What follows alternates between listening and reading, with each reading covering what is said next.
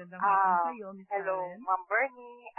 Masustansyang hapon. Maupay nga kulog sa inyo dyan. Maupay nga kulog sa mga nakikinig sa atin ngayon. Oo, maririnig ito, Miss Karen, ng ating radyo. Katubig, Northern Samar. Sa Northern Samar, sa Katubig.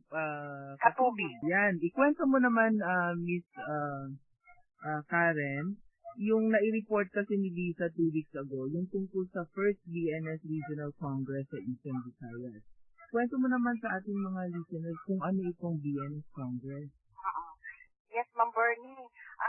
Noong July 28, nagkaroon dito ng first ever Barangay Nutrition Scholar Regional BNS Congress na ngayon lang nangyari sa Region 8. We had a lot of participants, all in all, base sa records namin, 4,210 po ang umattend. Ang umattend po lahat ng BNS ay 3,560. Yan po ay nanggaling sa 6 na probinsya at 7 syudad dito sa Region 8. So, 4,210 kasi may iba pang umattend na participant, 650, na merong umattend na BHW, Barangay Captain, Kagawad. Andun din umattend yung mga Provincial and City Nutrition Action Officers, mga MNOWs, mga Municipal Nutrition Action Officers all over the region. May umattend din na Mayor, may umattend na Vice Mayor, may umattend na mga members ng City Nutrition Committee at saka members ng Barangay Nutrition Committee.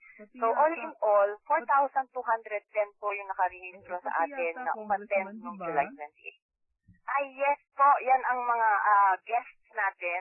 May umattend na congressman from the Low District of Southern Leyte, si Congressman Roger Mercado. Umattend po siya at tuwa kami na naka-attend po siya sa ating affair. Batiin mo si Congressman Mercado kasi napakalakas ng kanyang suporta. Oo nga, sana makikinig si Congressman Mercado. Tuwang-tuwa po lahat ng BNS. Base sa mga feedback na naririnig namin sa ngayon, parang tuwang-tuwa sila at may congressman na talagang susuporta sa na magkakaroon ng maraming benefits ang BNS. And I am talking about the Magna Carta na nai-endorse kay Congressman Mercado para ma-file sa Congress. Ang Magna Carta na ito na binuo ng Regional Nutrition Committee, Magna Carta of Barangay Nutrition Scholars. Sabi mo kanina, binalangkas ninyo yan, Nino. Ang chairman namin ng Regional Nutrition Committee, walang iba kundi si Director Edgardo M. Gonzaga, na siya ang director ng Department of Health Center for Health Development ng Region 8. Siya po, together with the NNC and with the members of the Regional Nutrition Committee, ay nag-draft ng isang Magna Carta na parang ang objective nito ay mabigyan ng benefits ang mga BNS. So, ang mga nilalaman ng Magna Carta na yan ay sana mabigyan ng PhilHealth, ma-enroll sa PhilHealth ang lahat ng BNS. Pero dapat merong monthly allowance sa mga BNS. Hindi ba nai-report din kasi ni Miss Liza last 2 weeks ago na pina-sponsor yata ni Director Gonzaga ang lahat ng BNS? Yes po. Kahapon, naibigay na namin ang lahat ng listahan ng Barangay Nutrition Scholars ng Region 8 sa PhilHealth. Nag-usap na i-verify ng PhilHealth lahat ng pangalan ng BNS dito sa Region 8. Kung sino pa ang hindi naka-enroll sa PhilHealth, i-enroll, i-sponsor ng Department of Health. Yun po ang yun ang promise, commitment ni Director Gonzaga ng DOH. So, tuwa ang mga BNS. Di ba, Ma'am Burns, during the Congress, nagpapasalamat nga kami sa inyo at kayo naka-attend doon sa aming Congress. They were really inspired doon sa inyong keynote speech.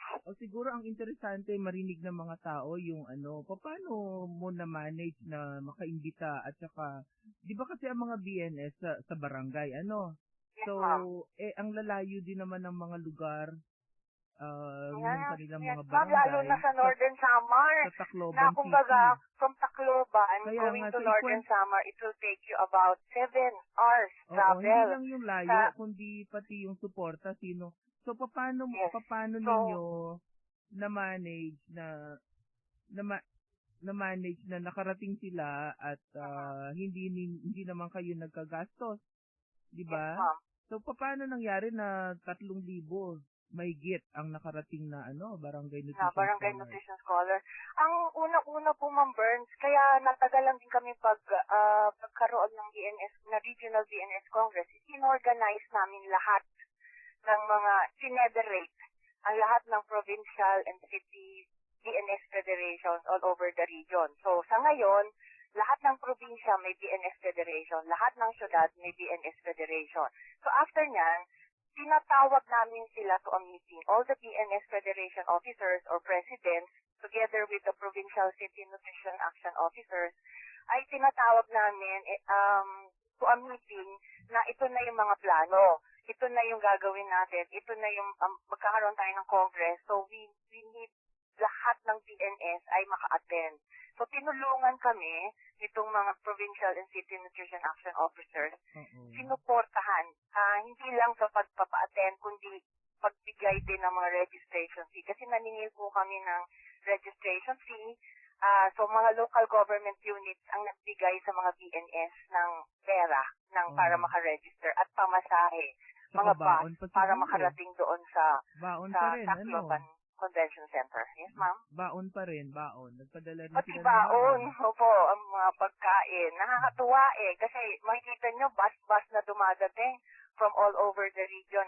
It was really, overwhelming nung makita namin. Makita natin, Ma'am Burns, di ba, na madami ang umattend talaga. Okay, so mabuti naman at naging successful ang first ever na BNS Regional Congress para sa Eastern Visayas. So, yun naman isusundan pa next year? Yes, ma'am, kasi nag-declare nga si Director Gonzaga, ang chair ng Regional Nutrition Committee, na every July 28 ay magiging BNS Day sa Region 8. July 28? Sa Region 8, yes, ma'am. So, kumbaga, birthday ng BNS every July 28. So, ang plano na naman namin is magko-conduct ulit kami ng another BNS Congress next year. And this time, baka mas marami pa ang umattend. Kasi yung 3,560 na BNS ay hindi pa po kumpleto yan. We have 4,097 BNS dito sa Region 8. Sige. So, isa mo kami sa hangarin na sana ay mas marami pa ang makarating next year, mas maganda pa yung pagkaka-organize, at siguro taas-taasan nyo rin ng konti yung inyong registration fee para naman na mas marami pa kayong maibabalik sa kanila at mas masaya ang BNS pag-uwi nila sa kanilang mga barangay. Maraming salamat, Ms. Karen, sa pagbibigay mo ng opportunity na makausap ka namin kahit sandali lamang. Yes, ma'am. Anytime po. Maraming salamat po.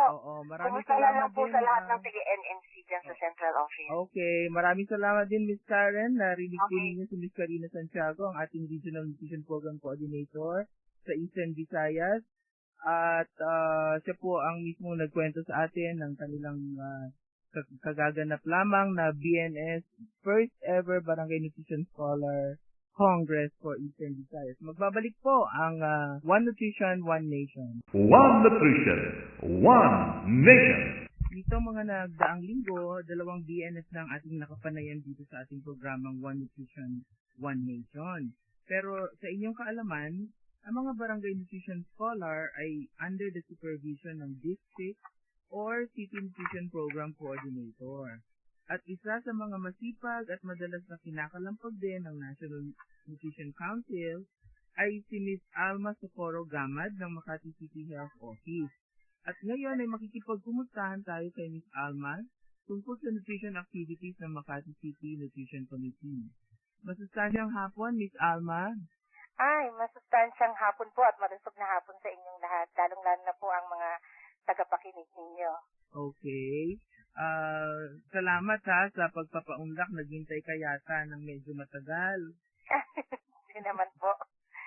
Okay. Miss Alma, kasi marami sa ating nakikinig sa ating 15 na Nutri-Eskwela Community Radio Station sa buong Kapuluan, Mapuera ang dalawang regions, ay marami na silang naririnig tungkol sa Barangay Nutrition Scholar. Pero hindi pa nila naririnig yung mga bisor or trainer, supervisor ng ating mga Barangay Nutrition Scholar na ang tawag na natin sa ating programa ay ang mga district o kaya ICT, Nutrition Program Coordinator. So, alam kong marami kayong ginagawa para sa nutrition ng Makati City, pero gusto ko namang ilahad mo sa ating mga tagapakinig ang yung mga ginagawa na nakakontribute doon sa pagiging Hall of Famer or Nutrition Honor Awardee ng Makati City after matagal-tagal ding trabaho yun, Alma? 6 consecutive years of consistent outstanding performance in nutrition. And all through these years na siguro more than 6 years ka na sa serbisyo ng Makati City, ay marami-rami na rin yung mga contribution mo para sa pagkamit ng lungsod ng Makati ng recognition na ito. So, pwede mo bang i-share ang mga ginagawa ng Makati City sa punto ng breastfeeding at yung papel mo as trainer, supervisor? Opo. Actually, nagsimula po ako na dahil sa training din ng National Nutrition Council sa amin. So, bahagi po noon, nung kami bumalik, nagsimula na po kami as trainers doon sa aming mga barangay. Ngayon po, medyo marami na kami kasi from two District Nutrition Program Coordinator, naglaan po ang city government ng mga 12 pang nutritionist. So, mas lalong natututukan po nila yung mga barangay nutrition scholar sa mga barangay namin. Miss Alma, matanong ko lang, ilan ba ang ating barangay sa Makati City at saka ilan ang barangay nutrition scholar? Actually po, 33 ang barangays namin. Pero 33. Yung iba kasi, mga villages sila. So, yung 25 barangays lang po ang aming siniservisyohan sa nutrisyon. Okay, yung mga villages walang barangay nutrition scholar? Wala po silang barangay. Although nag-promote po kami sa kanila, kaya lamang po, nasabi po ng aming mga kapitan na mas madalas po ay wala masyadong tao sa bawat area kasi ang mga bata daw doon ay hindi, kuminsan pagbakasyon wala silang lahat o nagbabakasyon sa ibang lugar. Tapos hindi po namin mapapasok yung bawat bahay doon kasi napaka secured. Oo, pero dun sa 25 ba kamo out of 33 ay successful naman kayong labas-pasok sa mga barangay na to. Oo, ito rin po yung mga karamihan ng mga serbisyo na pang-medical at saka social service naroon po dun sa 25 barangay. So, we have 19 barangay nutrition scholars out of 25. Pero po, hindi nangangahulugang kulang kami. Kasi yung iba po ay binibigay sa amin ng barangay. Kasi po yung 19, siya lamang po yung regular and casual BNSs namin. Ibig sabihin, nasa aming nutrition office at empleyado po sila ng city government. City Health Office. So, yung iba po ay galing sa mga barangay mismo pero ang pondo yung 25, nila. meron bawat isa? Oo, bawat isa po. Okay. So, maaari mo bang i-share sa amin kung ano yung ginagawa ng Makati City sa breast